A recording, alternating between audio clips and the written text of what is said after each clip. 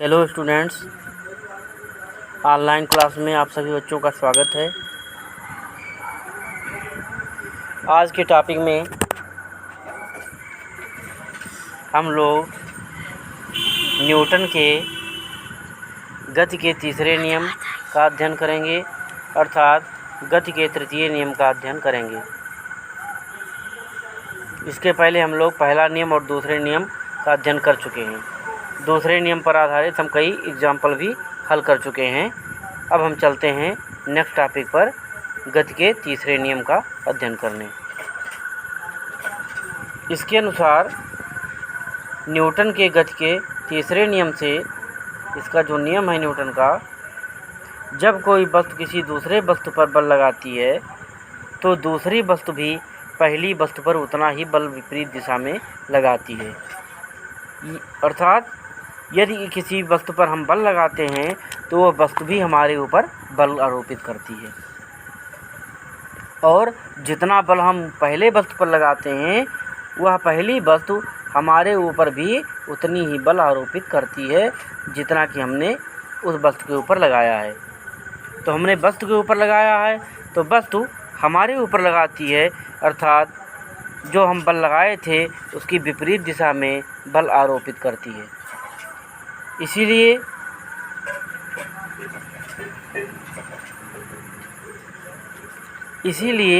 यदि हम किसी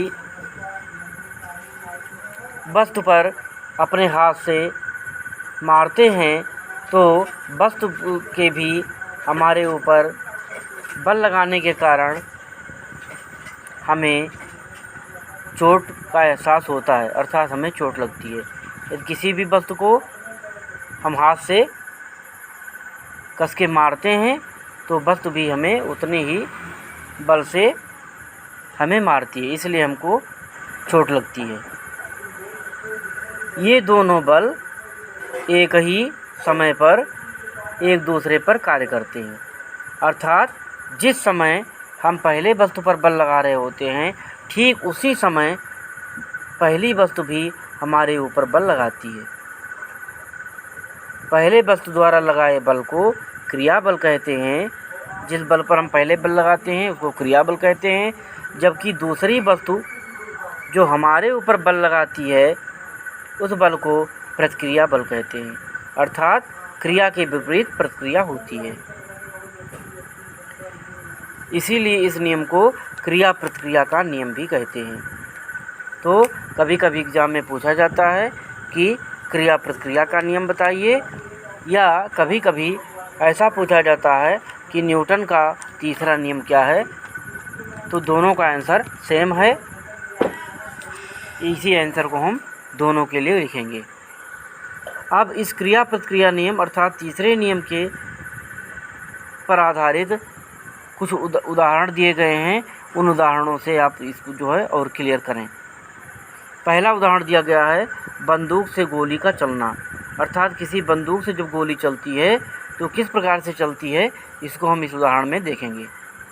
बंदूक से गोली को छोड़ने पर गोली में भरा हुआ बारूद गैस बनकर गोली पर बल लगाती है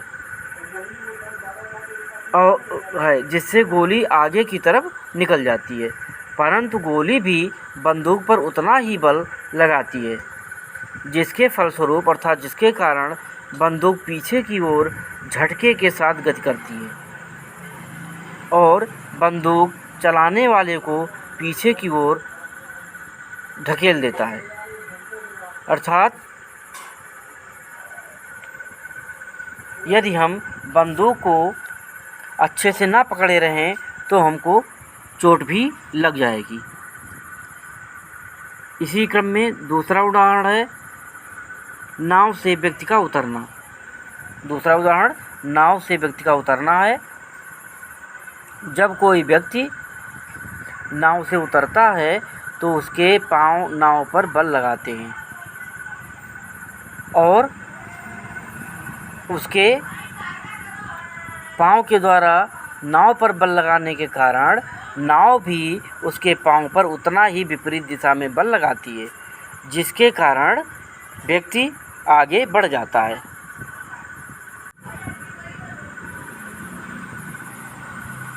और नाव भी हमारे ऊपर उतना ही बल विपरीत दिशा में लगाती है, जिससे नाव पीछे ही रह जाती है और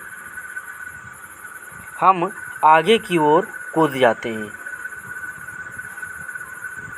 और आदमी नाव से ज़मीन पर आ जाता है। तो एक क्रिया प्रतिक्रिया बल के द्वारा ही नाव पीछे चली जाती है और हम आगे की ओर ज़मीन पर कूद जाते हैं। इसका एक दूसरा उदाहरण है, नंबर तीसरा उदाहरण, रस्सा कसी का खेल। रस्सा कसी में क्या होता है कि एक बड़ा सा रस्सा होता है और 2 टीमें बनाई जाती हैं, 5-6 लोगों की, 6-6 लोगों की 2 टीमें होती हैं और एक टीम अपनी तरफ रस्सा को खींचता है और दूसरी टीम रस्सा को अपनी तरफ खींचता है, माने दोनों अपनी तरफ खींचते हैं। रस्सा कसी के खेल में जब दोनों टीमें अपनी अपनी ओर बल लगाती हैं और यदि बीच में रस्सा टूट जाए तो दोनों टीमें गिर जाती हैं। ये इसीलिए होता है कि दोनों टीमें आपस में अपनी तरफ खींच रही हैं और रस्सा के टूटने पर यह क्रिया बल दोनों पर प्रतिक्रिया स्वरूप कार्य करता है और दोनों टीमें गिर जाती हैं। इसके बाद चौथा एग्जाम्पल है कि जेट हवाई जहाज़ या रॉकेट का आगे बढ़ना। जेट विमानों में विस्फोट के द्वारा गैस को जेट के रूप में पीछे की ओर छोड़ा जाता है और यही गैस विमान पर प्रतिक्रिया बल लगाकर उसे आगे की ओर बढ़ा देता है, जिससे विमान तीव्र गति से आगे की ओर बढ़ जाता है। अर्थात जेट विमान का आगे की ओर बढ़ना भी क्रिया प्रतिक्रिया नियम पर ही आधारित है। जेट के द्वारा गैस को तेज़ी से ज़मीन पर छोड़ा जाता है और उसके विपरीत पृथ्वी भी विमान पर बल लगाती है और उसको आगे बढ़ा देती है। इन उदाहरणों से स्पष्ट होता है कि क्रिया एवं प्रतिक्रिया बल हमेशा युग्म के रूप में विद्यमान होते हैं। युग्म अर्थात जोड़े के रूप में। जोड़ा माने यदि क्रिया होगा तो प्रतिक्रिया ही अवश्य होगा। इस तरह से ये दोनों बल जोड़ा में कार्य करते हैं और एक ही समय पर कार्य करते हैं।